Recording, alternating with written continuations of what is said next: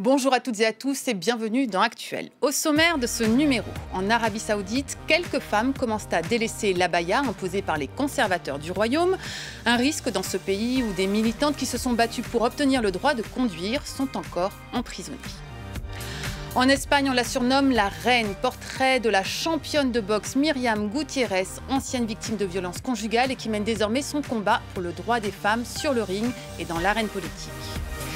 Et tout au long de cette émission, nous serons accompagnés par l'humoriste française Caroline Vigneault. Pour son deuxième spectacle, cette ancienne avocate se revendique résolument féministe.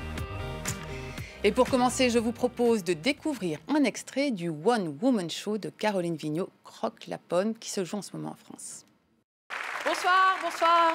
Alors oui, je suis ancienne avocate et je suis une femme et surtout, je suis féministe. Voilà. Je sais, féministe, c'est un mot qui fait très très peur, alors on va se mettre d'accord tout de suite. Féministe, ça ne veut pas dire que tu as des cheveux gras, des poils sous les bras et un gros tablier de sapeur. Non. Féministe, ça veut juste dire que tu penses que les hommes et les femmes devraient avoir les mêmes droits. Et c'est pas une vanne. Non. C'est tout. Comprenez ? En fait, c'est qu'on veut le droit de voter, le droit de s'habiller comme on veut, le droit de travailler pour le même salaire que les hommes. On est d'accord, les filles ? Non, mais vous savez que moi, que j'étais embauchée dans mon premier cabinet d'avocat en même temps qu'un confrère. Et alors, on avait fait la Sorbonne, mais tout pareil. On avait prêté serment la même année et j'ai découvert qu'il gagnait 900 € de plus que moi par mois. Et là, je me suis dit, waouh, Caro, tu connais enfin le prix d'une bite ?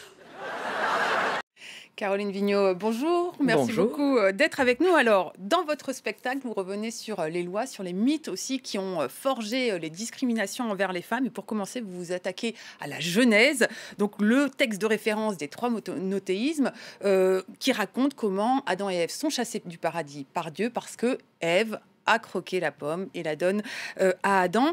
À quel point vous pensez que la religion aujourd'hui encore est responsable de ces inégalités entre femmes et hommes ?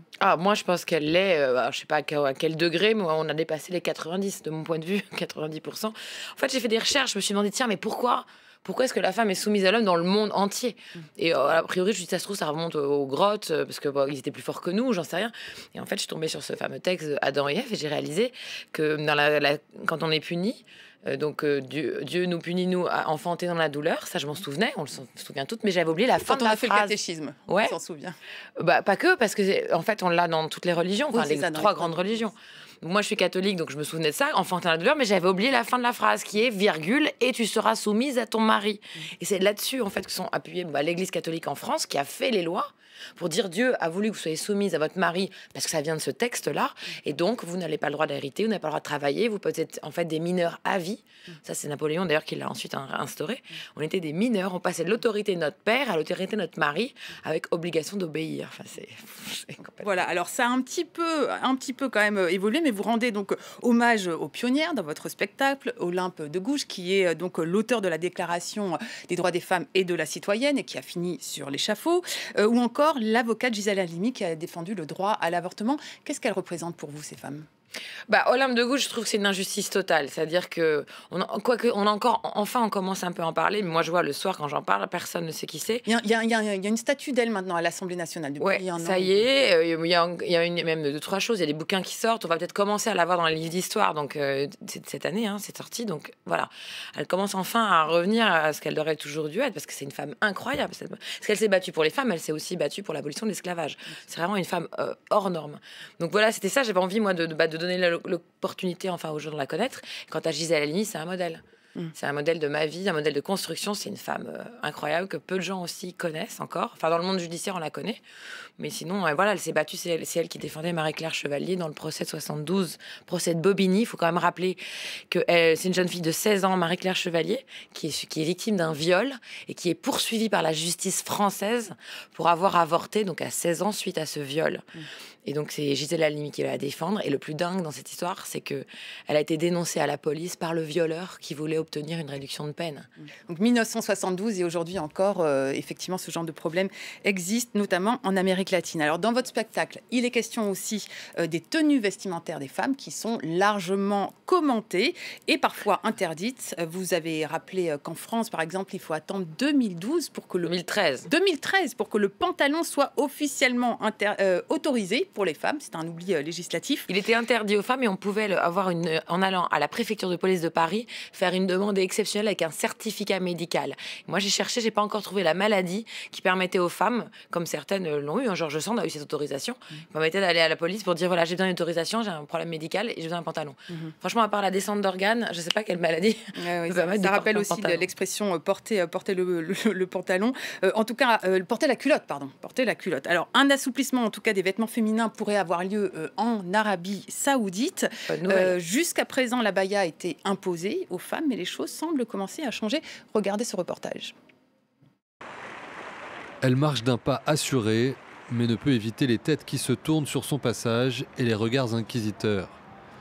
Cette jeune habitante de Riyad, Machael, fait partie de la poignée de femmes saoudiennes à sortir désormais sans abaya. La longue robe traditionnelle est jusqu'à présent imposée aux femmes par une interprétation rigoriste de l'islam en vigueur dans le pays.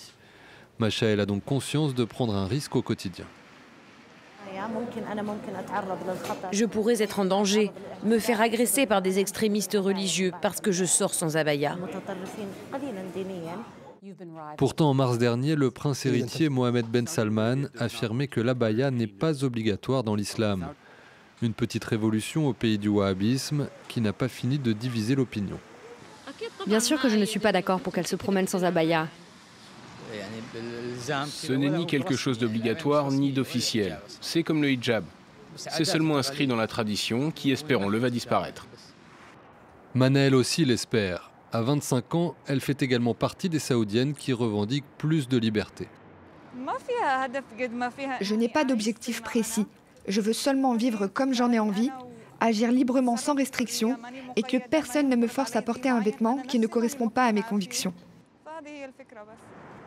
Mais malgré les déclarations du prince, aucun texte officiel n'est venu depuis garantir le droit des femmes à s'habiller comme elles veulent. Preuve qu'il faudra encore du temps pour venir à bout du conservatisme de la société saoudienne.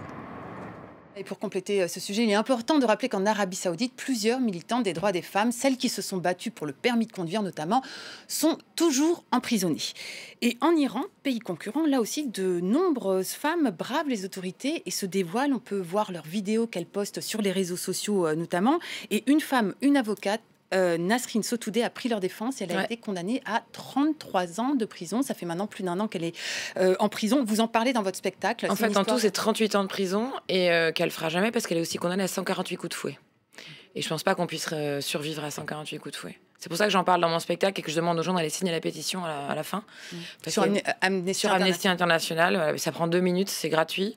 Et je pense que plus la communauté internationale parlera de cette affaire, plus ils hésiteront à mettre en œuvre cette sanction barbare, digne du Moyen-Âge, en fait, de fouetter une femme. Et alors, en fait, qui a tiré la sonnette d'alarme, c'est d'abord le barreau, notamment le barreau de Paris, mais beaucoup de barreaux, parce qu'en fait, elle a été arrêtée pour exercer ses fonctions d'avocat. Donc, ces avocats qui, les premiers, comme le font les journalistes d'ailleurs, interviennent. Et ensuite, c'est pas une histoire d'avocat, en fait, c'est une histoire d'humanité. On ne peut pas fouetter une femme en place publique, quand bien même elle aurait d'ailleurs commis un crime. Enfin. Des sujets graves qui est abordé dans un spectacle donc quand même extrêmement humoristique, en tout cas moi. Oui, c'est vrai que depuis tout à l'heure on doit se dire ça a l'air terrible son spectacle. C'est un peu le paradoxe justement de ce spectacle que je recommande vivement. Juste rapide petite question pour la fin. Comment vous êtes passé du statut d'avocate à celui d'humoriste? Pourquoi vous avez changé de vie? En fait, j'ai démissionné, ça c'est assez simple. J'ai démissionné et j'avais envie de faire rire les gens, mais avec des sujets qui me tiennent à cœur. Moi, je pense sincèrement que grâce à l'humour, on avance beaucoup plus vite. Il y a plein de gens qui viennent voir mon spectacle et à la fin, qui viennent me voir en me disant « Je savais pas, mais en fait, je suis féministe. » Et qui sortent de là en disant « Mais en fait, c'est la raison, le féminisme, c'est chouette. » Et c'est ça mon but, c'est de faire rire. Et du coup, avec ce rire-là, c'est d'animer les consciences. Voilà, Caroline Vigneault croque la pomme, je le recommande vivement. C'est en en ce moment. À Paris, vous allez voir ce sujet en Espagne, ça va vous intéresser. Ça parle des violences domestiques. Vous parlez d'ailleurs aussi des féminicides et vous faites le compte des féminicides en France chaque soir. Là, nous allons rencontrer une championne de boxe qui est mobilisée sur ce thème parce qu'elle-même a été frappée par son compagnon lorsqu'elle était enceinte et désormais, elle se lance en politique. Regardez. Elle boxe avec la rage de celles qui ont souffert et ça lui réussit. Myriam Gutiérrez s'était battue par son mari quand elle avait 20 ans. Aujourd'hui, elle est championne d'Europe des poids légers et conseillère municipale de sa ville. Sur le ring comme en politique, elle lutte contre les violences faites aux femmes. Quand mon mari m'a frappée la première fois, j'étais enceinte de 8 mois, proche de l'accouchement. Il m'a tapé le visage si fort qu'il m'a cassé plusieurs os du visage et que je suis tombée par terre. Avec sa fille, elle quitte cet homme violent et reconstruit sa vie avec un autre. Une renaissance qu'elle attribue à la boxe et à son entraîneur sportif. Quand mon entraîneur a vu les marques sur mon corps, je me suis enfuie et je ne suis pas revenue avant d'avoir organisé ma vie avec ma fille. Je suis finalement revenue pour lui donner une explication, mais il ne m'a pas laissé finir. Il a pris ma fille, m'a dit d'aller me changer et de m'entraîner. C'est ce que j'ai fait et ça fait 13 ans que ça dure. Pour Myriam, la boxe ne suffit pas. Elle témoigne régulièrement dans les écoles pour raconter son parcours et sa détermination. Elle donne aussi des cours d'autodéfense. J'ai l'impression que les jeunes ne sont pas bien informés. C'est quelque chose de très perturbant parce que tout semble un jeu pour eux. Ils n'ont pas le sens des responsabilités ou la conscience de ce qui se passe. En Espagne, les violences conjugales s'invitent régulièrement dans le débat politique, surtout depuis que le parti d'extrême droite Vox demande de modifier la loi qui protège les victimes. Voilà, c'est la fin de cette émission. Merci Caroline Vigneault d'avoir été avec nous et merci à toutes et tous de nous avoir suivis. Vous pouvez nous retrouver et réagir sur les réseaux sociaux. À très vite sur La Toile.